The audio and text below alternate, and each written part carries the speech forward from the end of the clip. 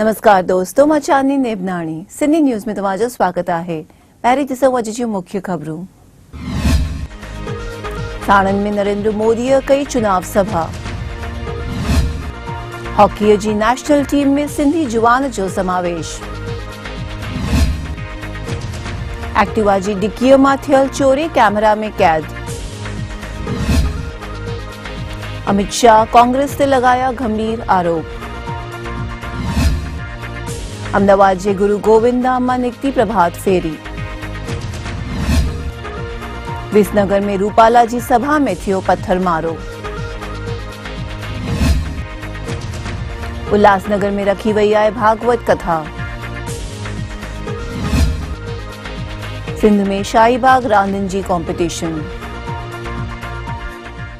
हाणे खबरूं विस्तार सां। चूंडुनि जे बे पड़ाव लाइ प्रधानमंत्री नरेंद्र मोदी साणंद में प्रचार सभा कई हुई। जे जमीन में पानी नहोतुं 10 वर्ष में 7 वर्ष दुकाळ पड़तो तो अहीनो खेडूत घेर दीकरीना लग्न होय 100 वीघा जमीन होय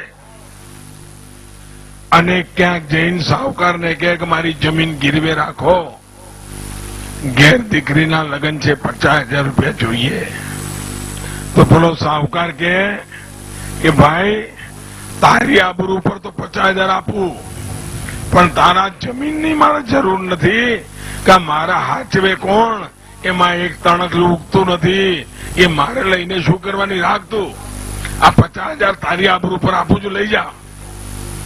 भाइयों बहनों, अहिया जमीन की कोई कीमत नो, कशु उगतुं नहोतुं, अने आजे आ विस्तारना खेडूतोना घर में 4 बंगड़ी वाली 4 गाड़ियों आखा गुजरातनी आर्थिक गतिविधिनु केंद्र, आखो एक जमानानो આપણો ઉજ્જળ પટ્ટો આર્થિક ગતિવિધિનું કેન્દ્ર બની ગયો। ભાઈઓ, કોઈ કલ્પના કરે સમગ્ર હિન્દુસ્તાન આજે ઓટોમોબાઈલ ઇન્ડસ્ટ્રીમાં એનું હબ બની રહ્યું છે। સ્કૂટર, મોટરસાયકલ, ગાડીઓ, ટ્રકો, ટ્રેક્ટરો। ભાઈઓ બહેનો, આ ઓટોમોબાઈલનું કેન્દ્ર બિંદુ साणंद थी मोढेरा सुधीनो आखो पट्टो बनी गयो। Tata Nano, Maruti Suzuki, Honda, Ford Motors, Tata Motors, मैक्सिक Rubber India, Honda motorcycle, Hero Auto Expo, Bharat Forge, Nestle, Coca Cola, Colgate, Parle, list पूरू ना था। हूँ गणवा माड़ू ने साहेब, पूरू ना था।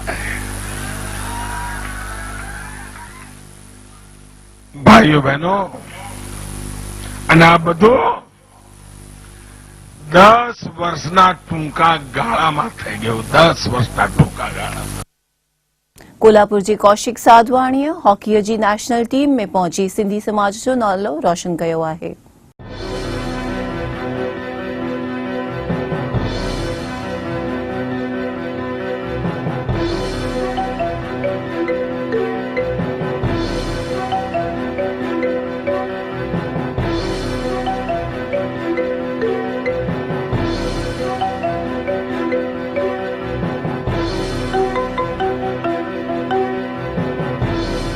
Kaushik Jitendra Sadhwani under 17 hockey team Maharashtra team में सिलेक्ट थियम आया। मां पेरी स्कूल लेवल ताईं रांद कंदम हुअम।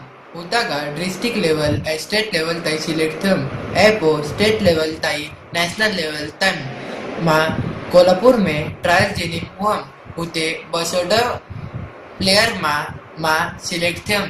मां मुंहिंजो सब्जेक्ट जो क्रेडिट मुंहिंजे कोच अजीत सैयद ऐं मुंहिंजो पप्पा जितेंद्र साधवानी ऐं मुंहिंजो भाउ कुणाल साधवानी खे ॾियां। उल्लासनगर में एक्टिवा जी डिक्कीअ मां चोरी कंदे चोर सीसीटीवी कैमरा में कैद थियो हुओ।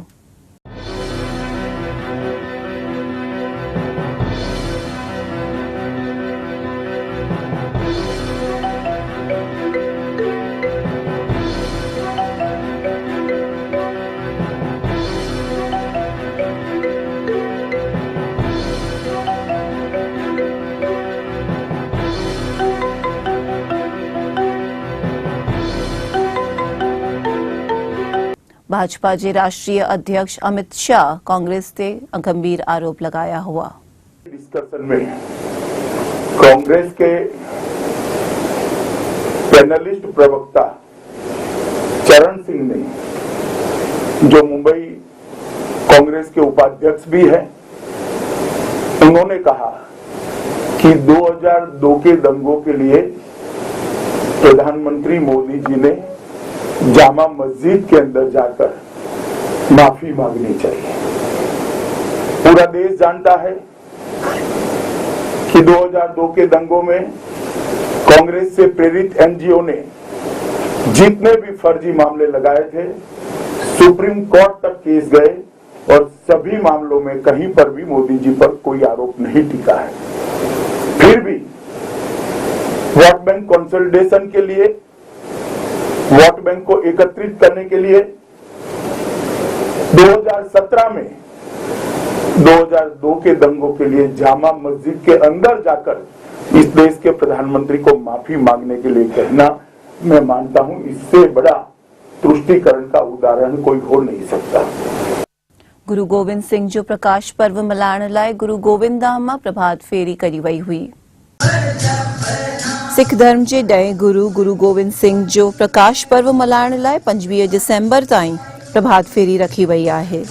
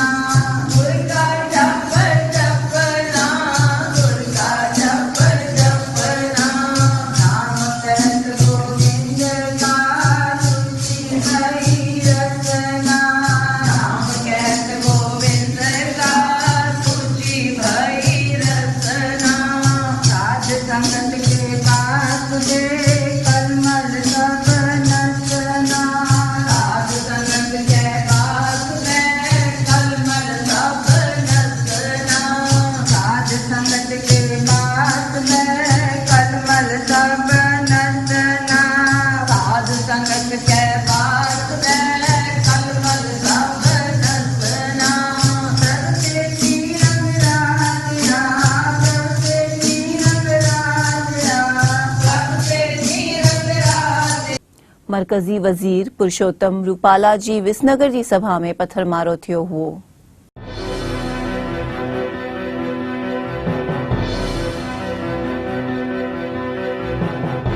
भाजपा के चुनाव प्रचार लाइ सेंट्रल मिनिस्टर पुरुषोत्तम रूपाला जी विसनगर में सभा शुरू थियण ते ही औरतुन गड थी करे थाली ऐं चमचा वजाए करे विरोध कयो हुओ। इन मौके ते मंच ते पत्थरमारो भी थियण ते हालात नाजुक बणजी विया हुआ, जंहिं करे सुरक्षा एजेंसियुनि अची करे हालात संभालिया हुआ। इन वाक़े ते पुलिस केतिरनि जवाननि खे अरेस्ट भी कयो आहे।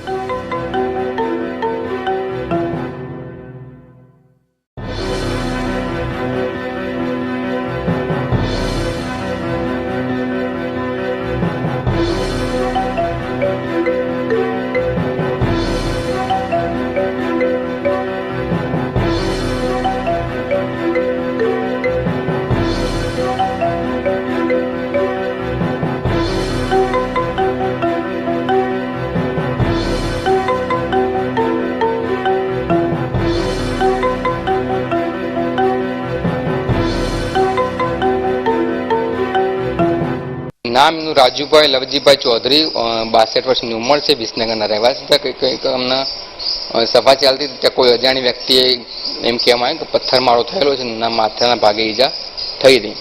અમે તેમને બેઝિક સારવાર કરી છે અને આરામ કરવાની સલાહ અમે આપેલ છે એમને. ના, એમને કંઈ એવી વધારે ઈજા નથી, પણ આરામ કરવાની મેં સલાહ આપેલી છે. માથાના ભાગે જે ઈજા થઈ હતી એને મેં સારવાર કરેલ છે.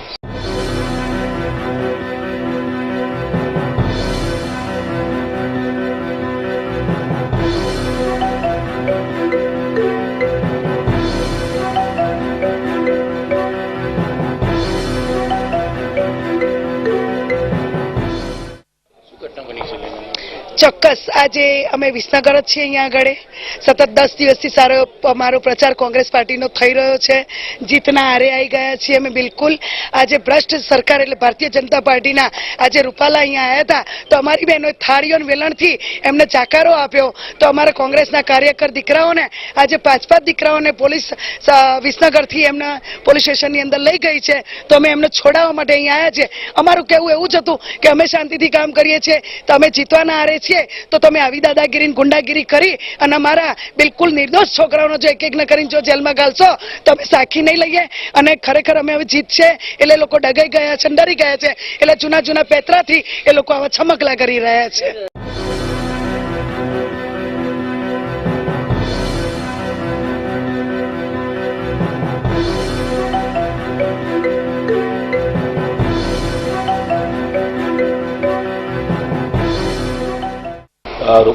રૂપાલાજીની જે સભા ચાલતી હતી એ પહેલા 2-3 ભાષણ ઓલરેડી પતી ગયા હતા. સભા શાંતિપૂર્વક ચાલતી હતી.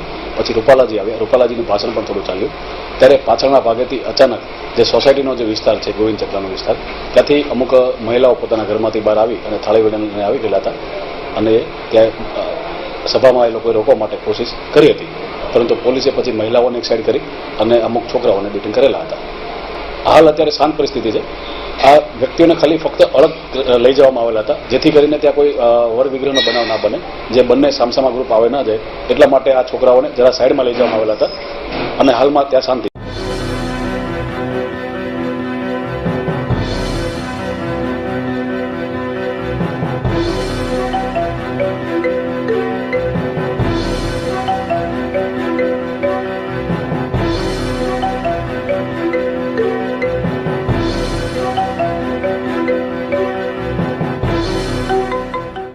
उल्लासनगर में 13 दिसंबर का सिंधियों में भागवत कथा रखी वही है। बोलो सनातन धर्म की जय, राधेवर कृष्णलाल की जय, कर्मयोगी सदगुरु स्वामी महाराज की जय। सभी प्रेम के बुधाई थी, ॾाढी खुशी थिए थी त हिन पावन धरती ते संत ने गौ माता जो निवास है। इन जे करे असां सिंधियुनि जे मथां अपार कृपा आहे।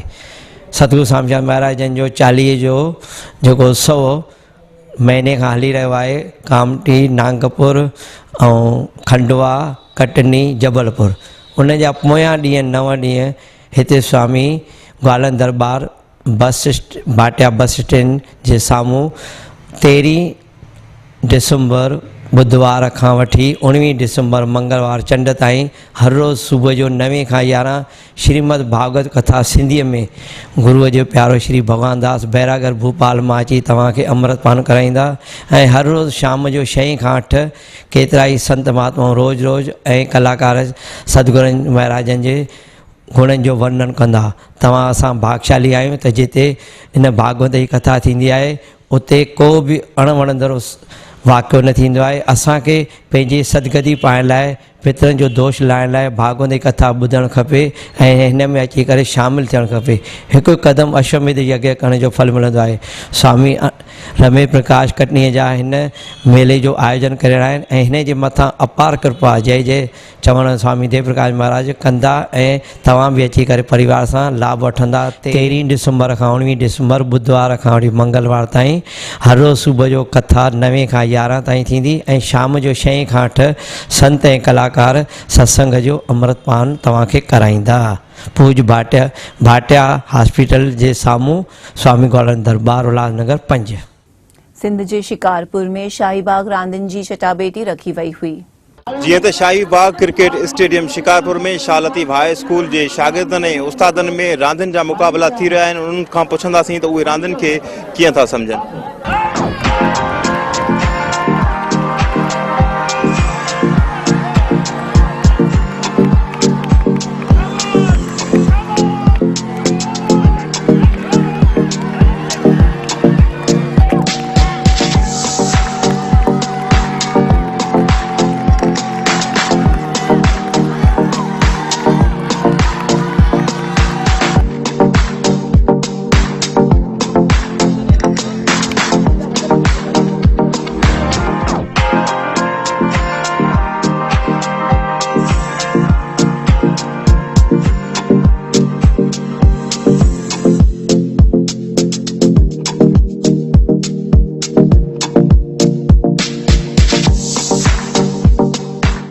वक़्तन फ़वक़्तन थियणु खपनि। छा आहे जो ॿारनि में हिकिड़ो कॉम्पिटिशन पैदा थींदो, हुनजो जज़्बो पैदा थींदो, टीचर्स ऐं स्टूडेंट में थोरो हारमोनी पैदा थींदी, थोरो फ्रेंडशिप माहौल थींदो। पंहिंजा जेके बि मसइला मसाइल आहिनि उहे उन ते डिस्कस बि कंदा ऐं उन्हनि खे हल बि कराईंदा।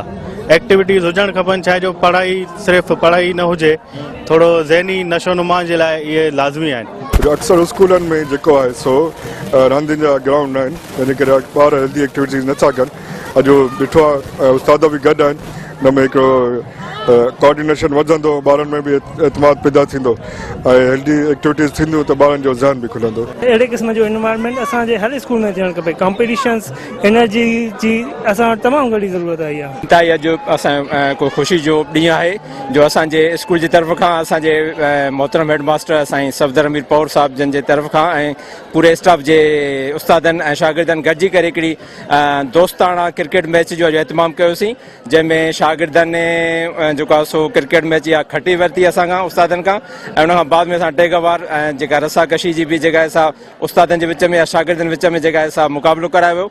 इंतिहाई तमामु शागिर्द लुत्फ़ अंदोज़ थी रहिया आहिनि। असां उस्ताद बि जेको आहिनि से हिन मौसम में ऐं हिन जेको आहे सो सीज़न में असीं अलहमदुलिल्लाह हिकु जेको रांदियुनि जो हफ़्तो आहे अॻे त मल्हायो वेंदो हुयो, लेकिन अफ़सोस आहे जो असांजे डिस्ट्रिक्ट इंतिज़ामिया अहिड़ो कोई बि बंदोबस्तु हिन साल न कयो आहे। असां पंहिंजे पाण जेको आहे सो पंहिंजे स्कूल जी तरफ़ खां हीउ जेको आहे हिन शाही बाग स्टेडियम में हीउ प्रोग्राम कयो आहे, जंहिंमें शागिर्द ऐं उस्ताद ॿई जेके आहिनि से लुत्फ़ अंदोज़ थी रहिया आहिनि। अॼु ॾाढो ख़ुशीअ जो ॾींहुं आहे जेको उस्तादनि मैच रखाई, शागिर्द स्टूडेंट्स टीचर जी मुक़ाबिलो हुयो, सख़्तु हुयो मुक़ाबिलो जेको टीचर खां असां खटी वियासीं। उस्तादनि जी रसे शिक में थी, उस्ताद खटी हिकिड़ी टीम ऐं शागिर्दनि जी अलॻि थी ऐं शागिर्दनि में हिकिड़ी टीम खटी वई। कीअं थो लॻे अॼु ॾाढो सुठो थो लॻे सर। असां हेडमास्टर सर सफदर अमीर पौर सां करायो आहे। अहिड़ा प्रोग्राम थियण बि खपनि।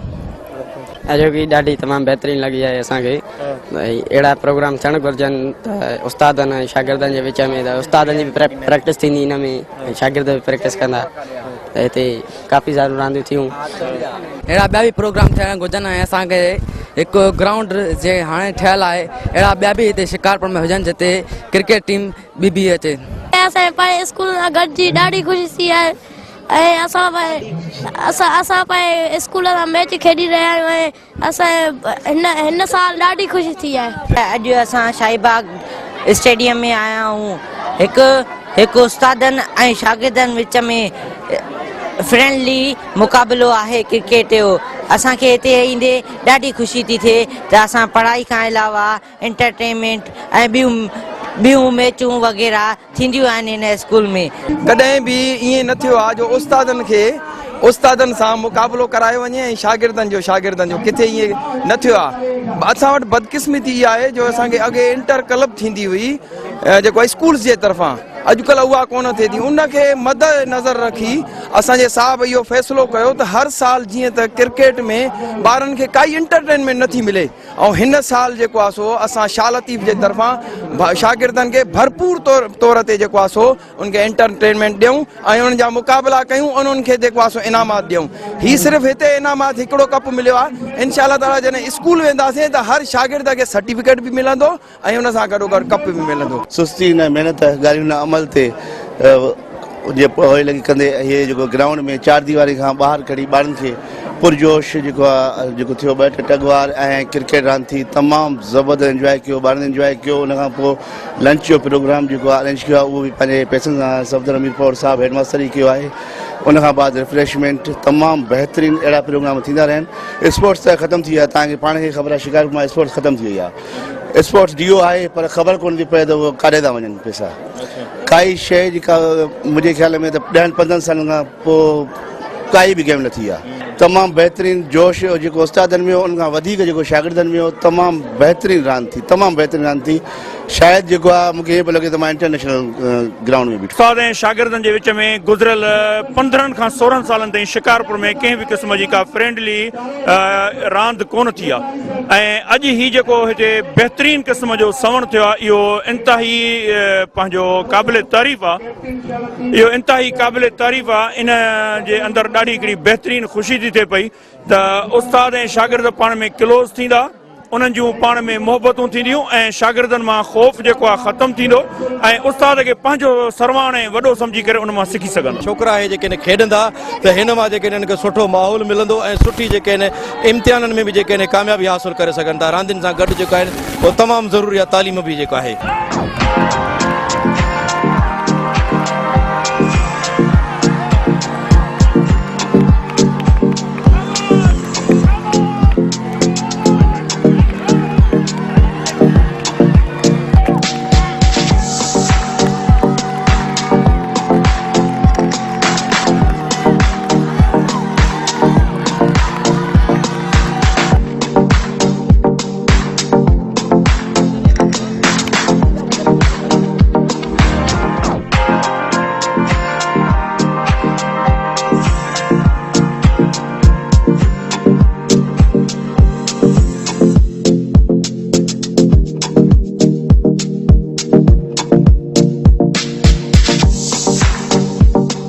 शाही बाग क्रिकेट स्टेडियम में Shah Latif government high school जे तरफ़ां उस्तादनि ऐं शागिर्दनि में रांदियुनि जा मुक़ाबिला था जंहिंमें क्रिकेट रांदि ऐं जेको आहे त टग ऑफ वार खेॾी वई जंहिंमें कुझु रांदियुनि में जेको आहे त उस्ताद सुभारिया था ऐं कुझु रांदियुनि में शागिर्द सुभारिया था उन्हनि जो इहो चवणु आहे त अहिड़ा मुक़ाबिला थियणु घुरिजनि त जीअं शागिर्दनि ऐं उस्तादनि में फ्रेंडली माहौल जुड़े ऐं रांदियुनि खे हथी अचे इहे हुयूं अॼु जूं ख़बरूं मां चांदनी नेवनाणी तव्हां सां विदा थी वठां वरी मिलंदासीं सुभाणे ॾिसंदा रहो सिंधी टीवी जय झूलेलाल।